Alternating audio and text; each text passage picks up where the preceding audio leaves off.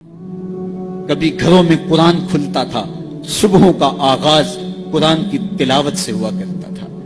آج صبح کا آغاز فیس بک سے ہوتا ہے۔ کبھی گھروں سے قرآن پڑھنے کی آواز آیا کرتی تھی، آج پاپ میوزک کی صدائیں سننے کو ملتی۔ پھر یہی وجہ ہوئی نا کہ آج ہر بندہ کہتا ہے میرے اوپر کسی نے ٹونا کر دیا ہے، کسی نے جادو کر دیا ہے، بدروحوں کا سایہ ہے، ہمارے گھر کے اوپر کسی نے جو ہے وہ کچھ کر دیا ہوا ہے۔ میں کہتا ہوں کہ تمہارے گھر میں قرآن جو نہیں ہے پھر بدروحوں کا ہی سایہ ہونا ہے۔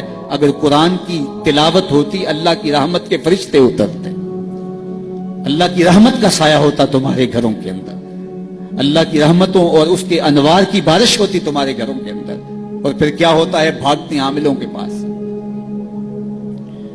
اور عامل تو کہے گا کہ تجھے کچھ نہیں ہے، کتاب اللہ سے دوری کا نتیجہ ہے، بد عملی کا نتیجہ ہے، دین سے اعراض کا نتیجہ ہے، تو پھر اس کا تو کاروبار وہیں ختم ہو گیا۔ وہ کہتا ہے تو وقت پہ آ گیا ہے، اگر 2 دن لیٹ ہو جاتا تو یہ تعویذ تو چل جانے تھے۔ پھر مریض بن جاتا ہے ذہنی، اور جو قرآن کی چوکھٹ پہ سلامی نہیں دیتا اس کو پھر اس بابے کی، اس عمل کی چوکھٹ پہ سلامی بھی دینا پڑتی ہے اور اپنا مال بھی گوانا پڑتا ہے۔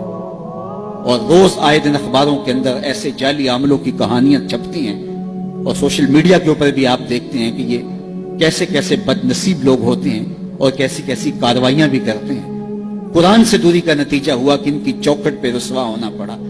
اگر گھروں میں قرآن کی تلاوت کا معمول ہوتا تو قرآن زندگی دیتا، قرآن روشنی دیتا، قرآن برکت اتارتا، قرآن کے دم سے رحمات کا نزول ہوتا، رحمتوں کے فرشتے اترتے، گھروں میں چراغاں ہوتا، اندر کے روگ مٹتے، بیماریاں ختم ہوتی، اللہ کی قربت نصیب ہوتی، حضور کے قلب سے قربت کا نور نصیب ہو جاتا۔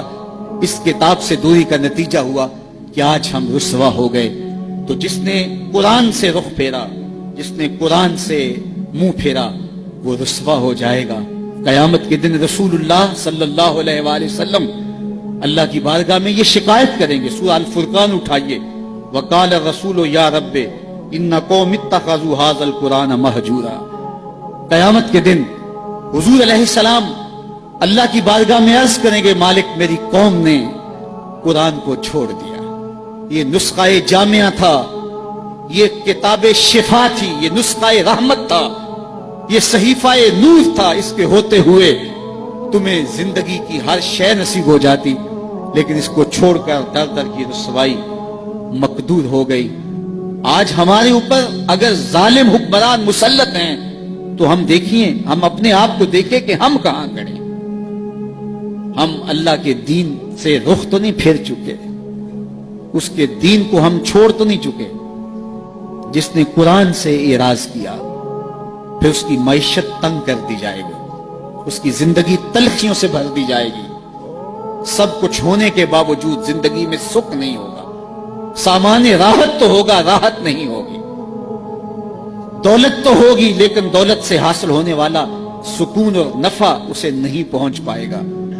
ہر وقت تلخی کی زندگی بسر کرے گا جس نے قرآن سے رخ پھیر لیا۔ قرآن تو ہماری سربلندی کی ضمانت تھا، قرآن تو عروج کی ضمانت تھا۔ اللہ سے محبت کی دلیل قرآن مجید سے محبت ہے، اور قرآن مجید سے محبت کی دلیل رسول اللہ کی محبت ہے، اور رسول اللہ سے محبت کی دلیل رسول کریم کی سنت سے محبت ہے، اور رسول اللہ کی سنت سے محبت کی دلیل بدعت سے نفرت ہے۔ اگر ہم قرآن سے پیار کریں تو ہمیں اللہ کی محبتیں نصیب ہوں گی۔